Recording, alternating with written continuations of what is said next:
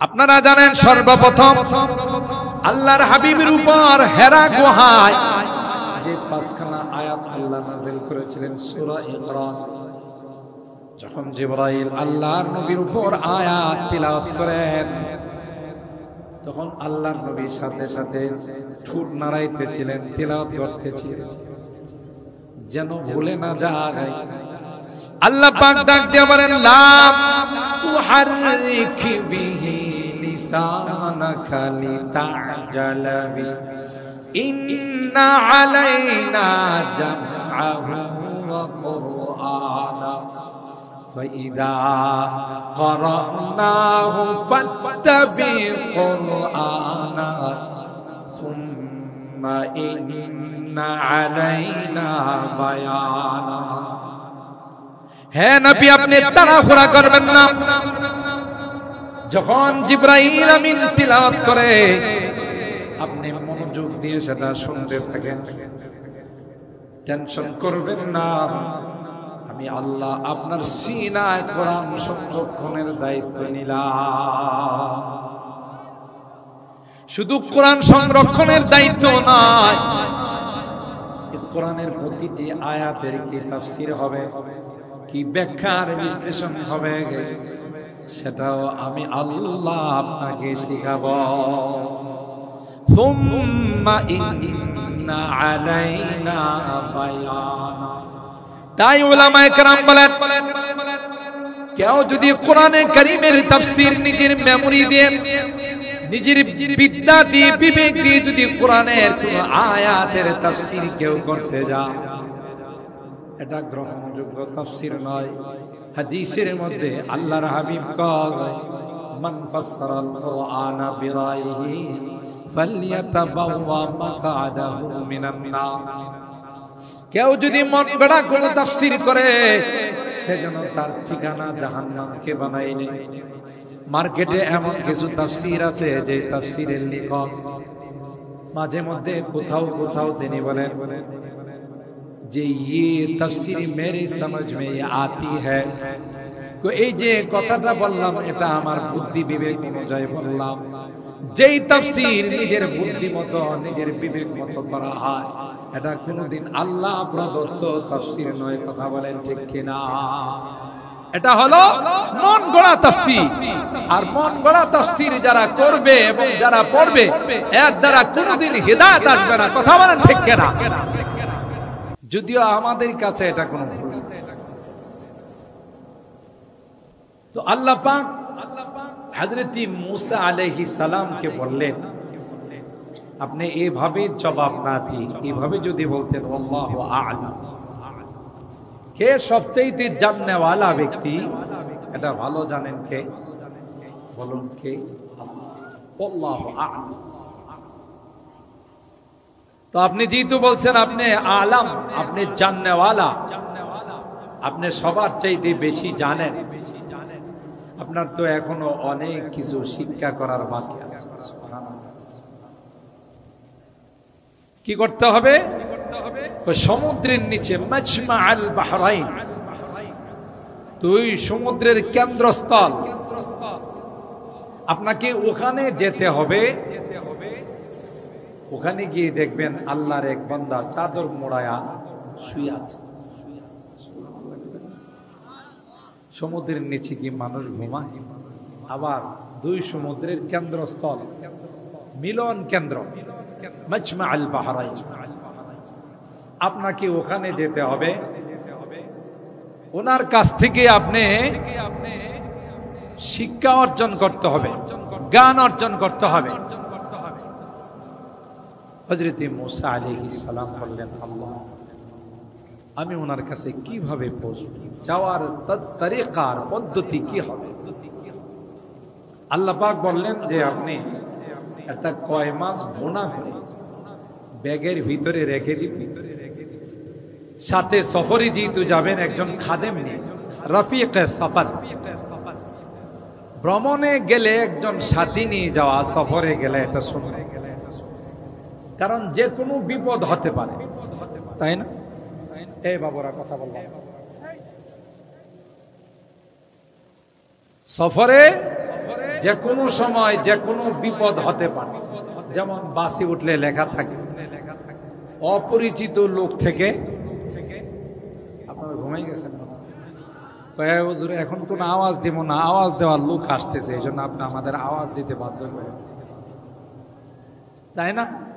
সব আওয়াজ ওনার জন্য রেখে দিচ্ছেন, তাই তো? আমারে বড় আওয়াজ দিতে হবে না, ছোট্ট করে হুয়া করিয়া, তাইলে বুঝবো যে আপনারা আমাকে লাগায়া ঘুমান না, কথা কয় না। হ্যাঁ, একটু হুয়া করেন তাইলে চলো। লেখা থাকে অপরিচিত লোক থেকে সাবধান। কারণ কখনো দেখা যায় আপনি এক জায়গা থেকে আরেক জায়গায় যাচ্ছেন, প্রতারক চক্র, মলম পার্টি, পকেটমার, বিভিন্ন কলা কৌশলে আপনার থেকে টাকা পয়সা তো নিয়ে আপনাকে অচেতন করে ফেলে চলে যায়, ঠিক না? কি করে? আয়সা আপনার সিটটা খালি আছে, এখানে বসে বসে আপনাকে এমন মিষ্টি মিষ্টি কথা বলবে, এমন ভক্তি দেখাবে, বলবে চাচা আপনার চেহারাটা অবিকল আমার আব্বার চেহারা, আমার আব্বা দুনিয়াতে নাই, আপনি আমার আব্বা। রেডিমেড পুত্র পাইছে, এটা পালা লাগে নাই, কিছু করা লাগে নাই, যেহেতু আব্বা কইছে আর খুশি দেখে, আপনি আমার আব্বা। আর গ্রামগঞ্জের সরল সোজা মানুষ, ঠিক আছে বাবা, হ্যাঁ তোমার বাড়ি কই, কোন জায়গাতে থাকো, তোমার আব্বা কি করতো, আস্তে আস্তে মিশে গেছে। আর অস্ত্র কিন্তু পকেটে করে নিয়ে গেছে। অস্ত্র হলো চেহারা দেখলেই বোঝা যায় কে পান খায়, কে পান খায়। তো পানের মধ্যে চেতনা নাশক ওষুধ, বেহুশ করার জন্য একটা কিছু নিয়ে যায়, বলে চাচা কথা বলতে বলতে একটা পর্যায়ে বলে চাচা আপনি পান খান। ও মাঝে মধ্যে খায়, কেন আপনার ঠোঁট দেখলেই বোঝা যায় পান খান, একটা পান খাবেন চাচা, মনে কিছু না করলে আমি তো আপনার ছেলে। তো চাচাও মনে করে একটা পান কিনে খাইলে 5 টাকা লাগবে, হ্যাঁ ফিরিয়ে দিতেছে, অসুবিধা। তো পানটা যখন খাইলে আস্তে আস্তে কি হয়ে যায়, অচেতন, বেহুশ হয়ে যায়, সেন্সলেস হয়ে যায়। তো এত পাশে বসায় আছে, আর আগে তোমার আব্বা বানাইছে। তো এখন ওনার যত টাকা পয়সা, মোবাইল টোবাইল যা আছে, সে এমনিও তো ওয়ারিস হিসাবে উত্তরাধিকার সূত্রে পায়, বাবা মরলে তো পোলাই পায়, কথা কয়। দেখা গেল যে সব পকেট টকেট খালি কইরা, যেহেতু বাবার মাল পোলা নিছে, একটু পরে স্টেশনে এসে নাইমা চলে। এই প্রবলেমটা আপনার হলে কেন আপনি একটা সুন্নতের উপর আমল করেন না? সেটা হলো সফরে একজন সঙ্গী রাখলে তখন আপনার এই বিপদরা হতো। কথা বলেন, আল্লাহ পাক বললেন হে মুসা, তোমার সঙ্গে একজন খাদেম নিয়ে যাও, যে খাদেমকেও তোমার পরবর্তীতে আমি আল্লাহ নবী বানাবো। তার নাম ছিল ইউসা ইবনে নূন। খাদেমের নাম কি ছিল? ইউসা ইবনে।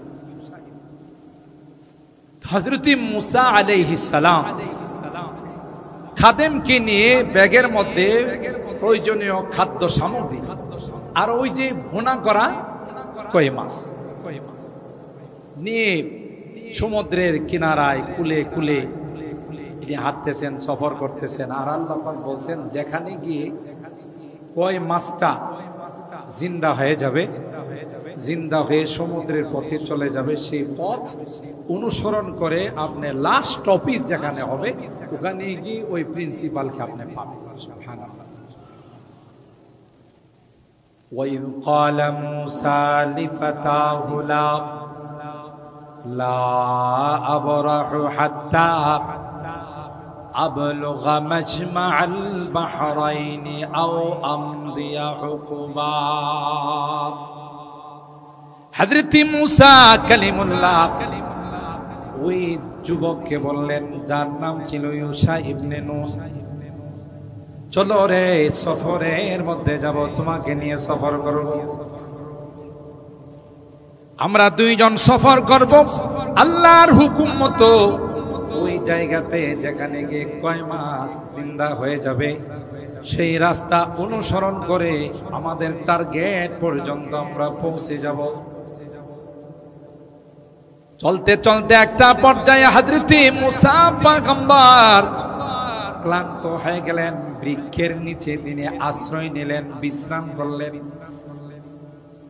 বিশ্রাম থেকে উঠে সামনের দিকে যখন অগ্রসর হলেন, ফালাম্মা জাওয়াজা ক্বালা লিফাতাহু আতিনা গাদাআনা লাকাদ লাকিনা মিন সাফারিনা হাযা নাসাবা। এক খাদেম ভ্রমণ করতে করতে ক্ষুধায় কাতর হয়ে গেলাম। ব্যাগ থেকে নাস্তা বের করো, খাবার বের করো, আমরা ওখানে খাবার দাবার সেরে নেব। খাদেম যখন খাবার বের করার জন্য ব্যাগের মধ্যে হাত দিলেন, দেখে ওই কই মাছ ব্যাগের মধ্যে নাই। সুবহানাল্লাহ। কই মাছটা কি জিন্দা ছিল না ভুনা? হাটপাড়া তো অনেক সময় এরকম দেখা যায় যে মহিলারা কই মাছ ভুনা করে কড়াইতে রাখছে, একটু করে আর কই মাছ নাই, কোনো জবাব দেয় না। এরকম ঘটনা কি হাটপাড়া কখনো ঘটছে যে কই মাছ ভুনা করে কড়াইতে রাখছে আর এই কই মাছ লাফ দিয়া চলে গেছে, এমন ঘটনা ঘটছে? কিন্তু আল্লাহ যদি ঘটায়, হয় না। আল্লাহ পাকের ক্ষমতা আছে না নাই? আল্লাহ পাক মরাকে জিন্দা করতে পারেন, জিন্দাকে মুর্দা করতে পারেন। এই ক্ষমতা কার? আল্লাহ। ইন্নাল্লাহা আলা কুল্লি শাইইন কাদির। বৃক্ষকে দিয়ে, গাছকে দিয়ে কথা বলাইতে পারে, পাথরকে দিয়ে কথা বলাইতে পারে। কথা বলেন ঠিক কিনা? একটা পশু সেও কথা বলতে পারে যদি কে বলা। সুতরাং আল্লাহ তাআলা যেহেতু তাকে জিন্দা করে ফেলছে, সুজা জিন্দা হয়ে সমুদ্র পথে সে রওনা দিয়ে চলে গেছে। ফাত্তাখাদা সাবিলাহু ফিল বাহরি সারাবা। আর যেই রাস্তা দিয়ে মাছটা নিচে গেছে, আল্লাহ তাআলা চতুর্দিকের পানিকে বলে দিলেন, এ পানি তোমরা সংযোগ হবে না, মিলবে না, এটা সুড়ঙ্গ পথ হয়ে থাকবে, টানেল হয়ে থাকবে। এই রাস্তা দিয়ে মুসা নবী আমার এই বান্দার কাছে পৌঁছে যাবে। পানির নিচে এখন মানুষ টানেল করার চেষ্টা করে, যদি ওই টানেল করতে গিয়ে হাজার হাজার কোটি টাকা দুর্নীতি হয়। এরকমের খবর তো বাংলাদেশে কখনো আপনারা শোনেন নাই, কথা কয় না। আল্লাহ। যাই হোক, ফাত্তাখাযা সাবিলাহু ফিল বাহরি সারাবা। হযরত মুসা আলাইহিস সালাম একটু দূরে গিয়ে যখন বলল যে খাবার বের করো, দেখে কই মাছ নাই, তাহলে বেঁকে যাও। পিছনের দিকে এসে দেখে যে যেই দিক থেকে কই মাছটা পানির ভিতরে ঢুকছে, ওই দিকটা আল্লাহ সুড়ঙ্গ পথ বানায় রাখছে। সুবহানাল্লাহ। হযরত মুসা পয়গম্বর খাদেম ইউশা ইবনে নুন কে নিয়া সুজা ওই পথে রওনা দিলেন। কোরআনে আল্লাহ ডাক দিয়া কয়, যাইতে যাইতে একটা কেন্দ্রতে গিয়ে দেখি দুইটা সমুদ্রের কেন্দ্রস্থলে মিলন মেলায় একজন আল্লাহর বান্দা চাদর মোড়ায়া শুয়ে রয়েছে। আরো জোরে সুবহানাল্লাহ। একে তো পানি, দ্বিতীয়ত স্রোত। এই স্রোতের মাঝখানে চাদর মোড়ায়া ওখানে শুয়ে আছেন আল্লাহর পয়গম্বর হযরত মুসা আলাইহিস সালাম। কাছে গিয়া বললেন, আসসালামু আলাইকা ইয়া আবদুল্লাহ। ওগো আল্লাহর গোলাম, আল্লাহর বান্দা, আপনার উপরে সালাম।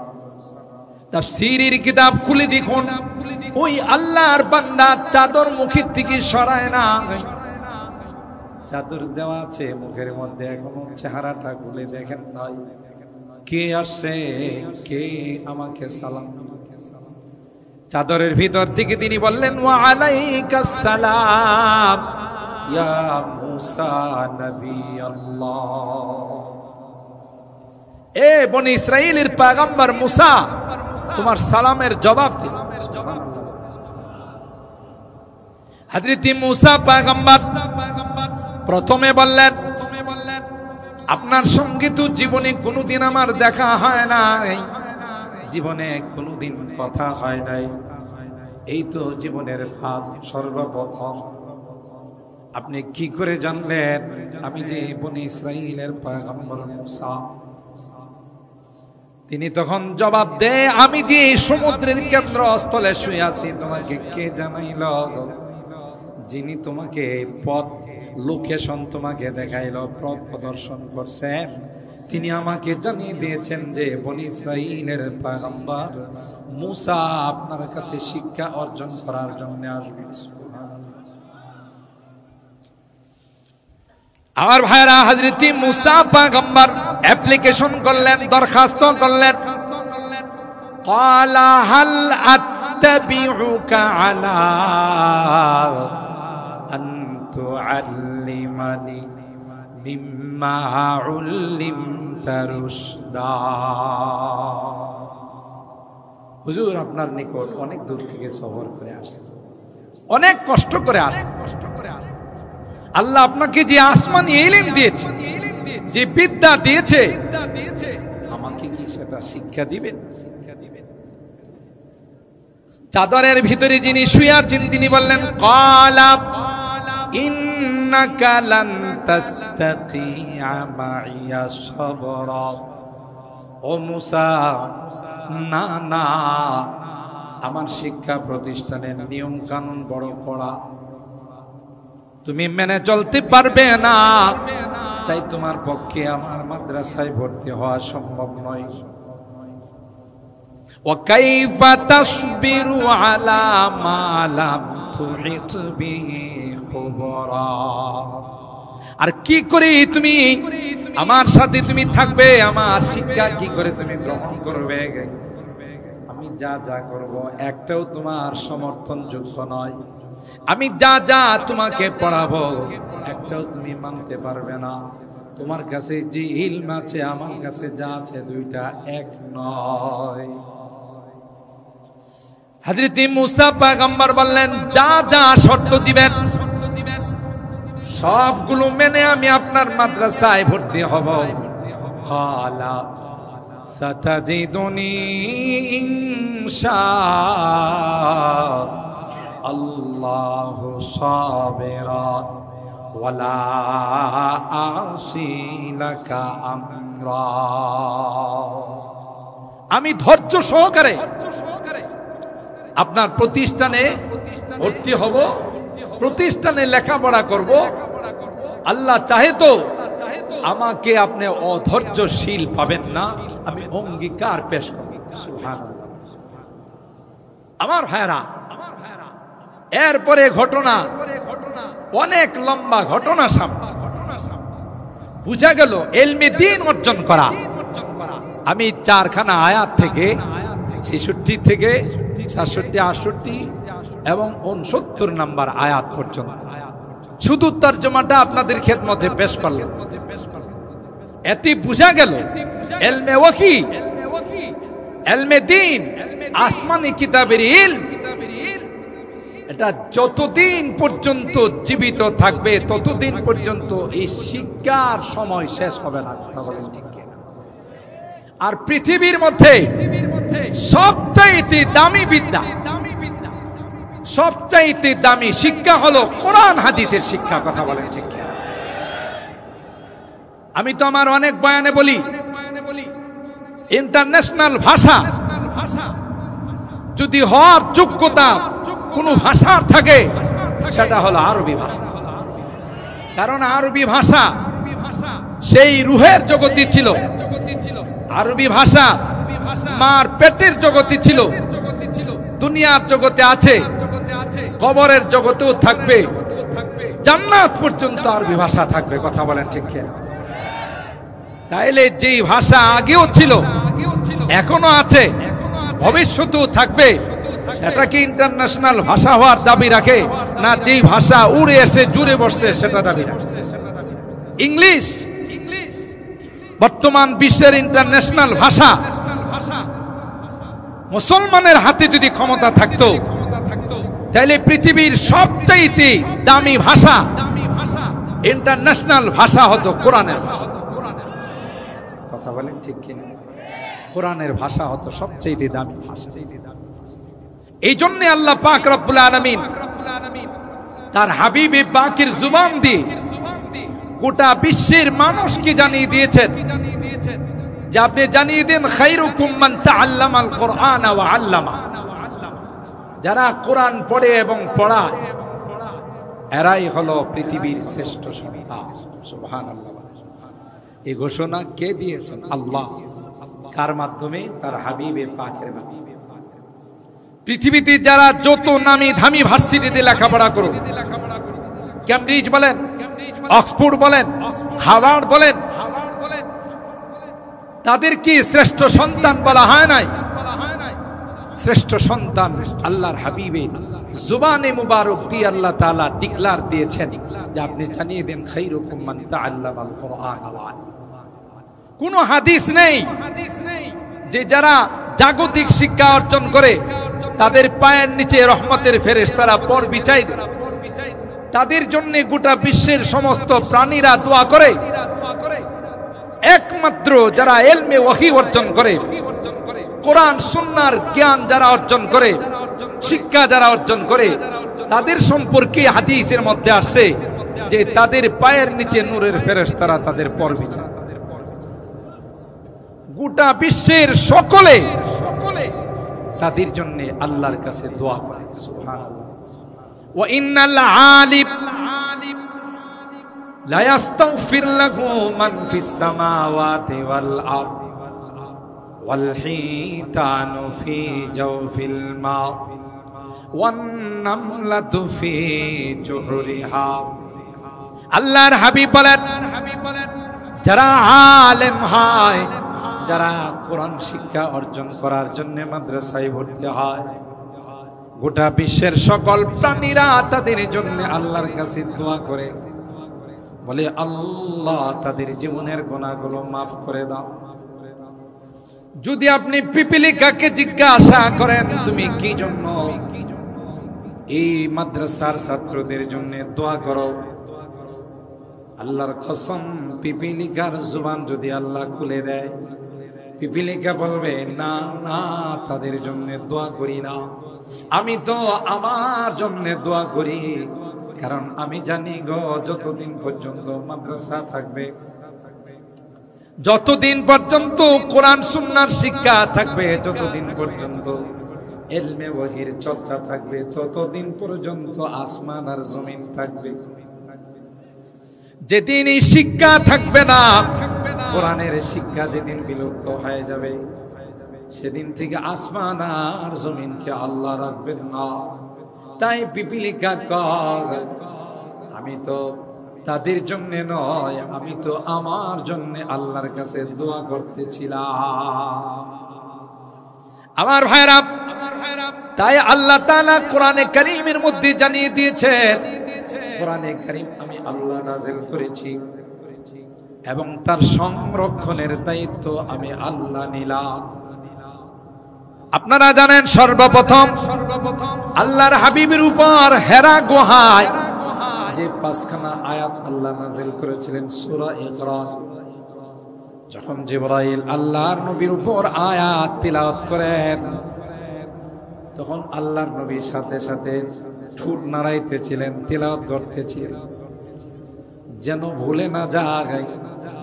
আল্লাহ পাক ডাক দিয়ে বলেন লা তুহাররিক বিহি লিসানাকা লিতাজালা বি ইন্না আলাইনা জামআহু ওয়া কুরআনা ফাইদা ক্বরানাহু ফাত্তাবি কুরআনা সুম্মা ইন্না আলাইনা বায়ানা।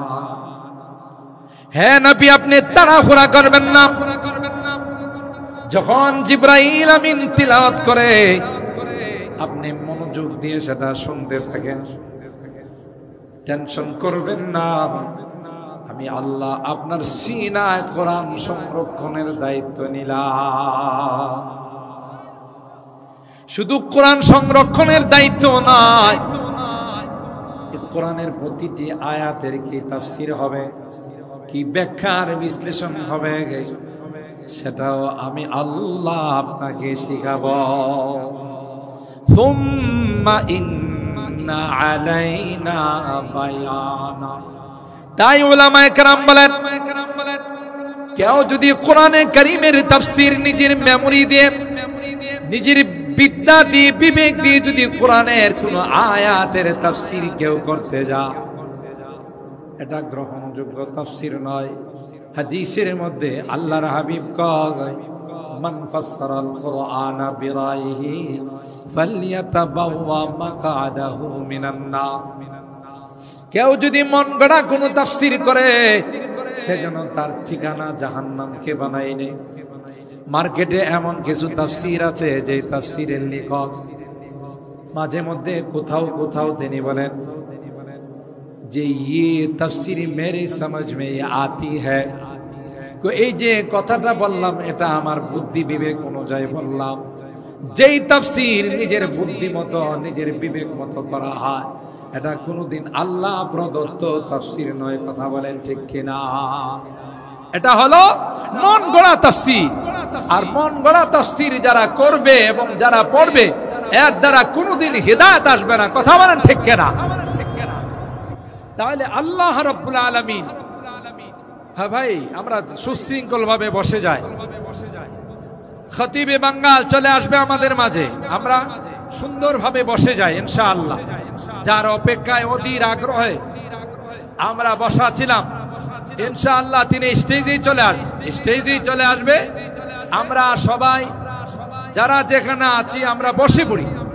মাহফিলের শৃঙ্খলা বজায় রাখার জন্য, সৌন্দর্য বজায় রাখার জন্য আমরা কেউ আওয়াজ না করি। সম্মানিত সুধী, এই 2-1 মিনিটের মধ্যে আমার আলোচনার ফিনিশিং দিচ্ছি আমি। তাইলে বুঝা গেল এই কোরআন, এই ইসলাম, তার দায়িত্ব স্বয়ং আল্লাহ নিয়েছেন। গোটা বিশ্বের সকল শক্তি আর মহাশক্তি একত্রিত হয়ে যদি চেষ্টা করে এই কোরআনের লাইটকে অফ করে দেওয়ার জন্য, আল্লাহর কসম করে বলতে পারি, কোরআনের লাইটকে অফ করতে পারবে না। যারা অফ করতে যাবে তারা নিজেরাই অফ হয়ে যাবে। কথা বলেন ঠিক কিনা?